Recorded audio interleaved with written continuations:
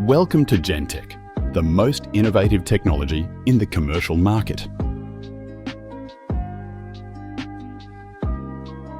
Important note: installation of all products must adhere to the manufacturer's guidelines, as well as comply with PCA, ASA/NZS 3500 standards, and any other relevant regulatory provision. If you are unsure, refer to the installation instructions included in the QR code. Water quality.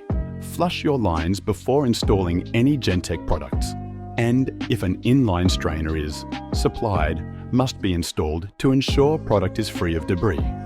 Flush the water lines before installation.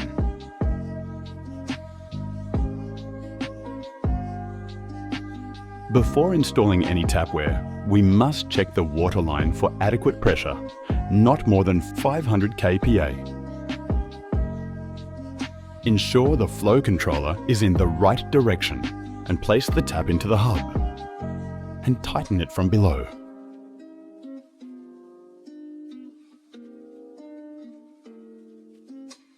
Place the strainer into the fitting and attach the flexi hose to the tap and tighten it. Activate to verify operation. Installation is now complete.